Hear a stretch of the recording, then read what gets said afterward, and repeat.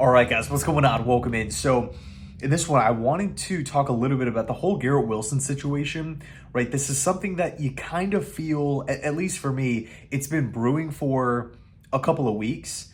And now we have this whole Davante Adams, all these rumors, all these, different reports and all the speculation that Davante Adams not only wants to play for the New York Jets, but there's a very high chance that this Jets team could make the move and add Adams to this squad. By the way, I'm actually in North Carolina. I got a wedding later on today, but look, Garrett Wilson has expressed his frustration. He was on the Barton Hahn show, had a couple comments, just answering some of the questions, but one specifically stood out from Bart Scott.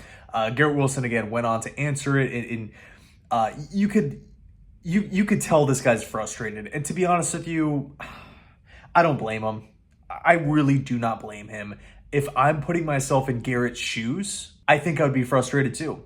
And look, I understand I'm a Jet fan here, but I really don't feel like it's an over-exaggeration to say that Garrett's one of the best young wide receivers in the game today.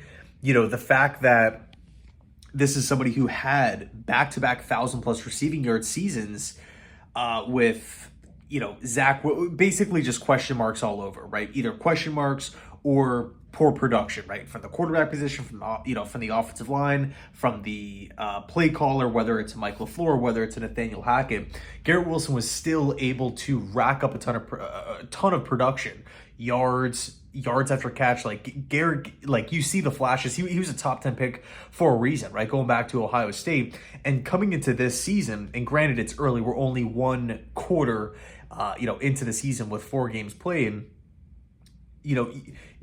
All of the hype, all of the expectations, all of the projections said that Garrett Wilson should be having an incredible season. And again, it's early, right? Things can change like that.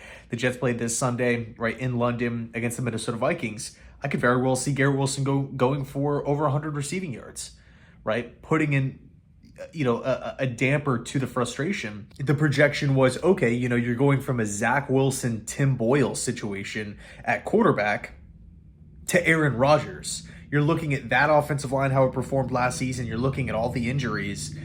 And now you're looking at all of these upgrades. So one would assume that the offensive line plays better, which would, then, just trickle that effect, make the wide receiver's job easier because the quarterback has more time to throw. And if the quarterback has more time to throw, that means that wide receivers have more time to get open and or gives the quarterback more time to find receivers down the field.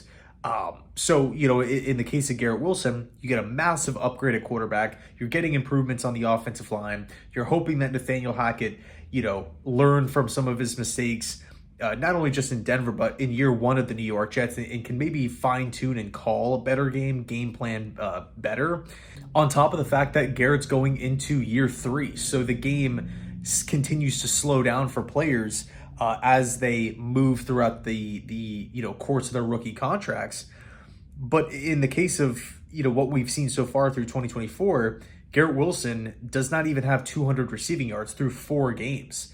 He's 41st in overall receiving yards. Is Garrett Wilson, somebody of Garrett Wilson's talent level, should not be ranked in the 40s in receiving yards. It's just, I'm not going to sit here and say it's unacceptable because it's only 4 games and it takes, certain guys to get going. But given all of the expectations, given the, projections with, again, the offensive line, the quarterback position and whatnot, you would have liked to see, have seen Garrett really just explode onto the scene. Aaron force feeding him the football because Garrett is that type of player, especially if you have other guys stepping up. Now, week 1, you could tell that was the case, right? Aaron would identify where Garrett Wilson was pre-snap. If he was just rolling solo on a one-on-one matchup, chances of Rodgers throwing it his way were pretty high. But since that game, he's gone up against some pretty good corners and some pretty good defensive minds as well. So, moving forward, we got the Minnesota Vikings, we got the Buffalo Bills, we got the Pittsburgh Steelers. 3 good defenses here. Scratch that, 3 great defenses. But with that said, the offensive problems for the New York Jets are clear. They're crystal clear. And I think one of the, trends to kind of get out of that mold, to kind of shift gears, is to get Garrett Wilson going early on in the game. Now, unfortunately, in the Denver game, they threw him a pass and he fumbled it, which sucked. I was pissed when that happened. But we'll see how it plays out. But really, the point of this video here is the whole Davante Adams thing, because it's like, look, if the Jets trade for Davante Adams, he becomes the team's X. He becomes the wide receiver one. He becomes Aaron Rodgers' favorite target on the field, easily. And so, you got to imagine Lazard is going to continue to get reps because Aaron Rodgers trusts him, and obviously so does Nathaniel Hackett. Mike Williams continues to make plays. Week after week, it seems like his workload steadily increases, and that is a great thing. I mean, to see Mike Williams come down with like big-time critical catches is awesome. It's so fun to watch. His balance on the sidelines, it's tremendous, right? The ability to like tap his feet before, going out of bounds, or he can drag one foot so it's not, you're not in the position where, 1 foot in, oh, it looks really good, it's a catch, but he's not ruled in bounds. Mike Williams continues to impress. And then with Garrett, you're probably imagining, okay, he's probably going to be the starting slot guy, right? He's going to be pushed to the inside of the offense. And I think Garrett Wilson could really dominate. And again, right, I'm speaking as if the Jets have already acquired Adams. That is not the case. But again, looking at Garrett Wilson's frustrations, I just don't want to be in a position where, we're only 4 games in, 5 this weekend. If he doesn't have, like a big game or, even a decent game, and then we get Adams, I don't want the offense to steer away from Garrett. He's too young and too talented for the Jets to do that. I'm hoping what happens with this Jets team is that if Davante Adams is added, it will give Garrett Wilson one-on-one opportunities in the slot.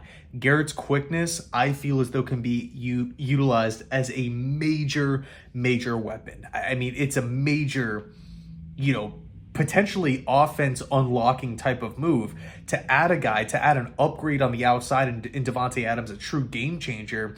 Keep the other, side of the, the football fine with Lazard and Mike Williams, essentially, like down regulate Xavier Gibson and Malachi Corley, and kind of put Garrett Wilson in that spot. You're talking about a wide receiver trio in Williams, Garrett, and Davante. I mean, that stacks up with some of the best in football. Like, that's how talented just that group is.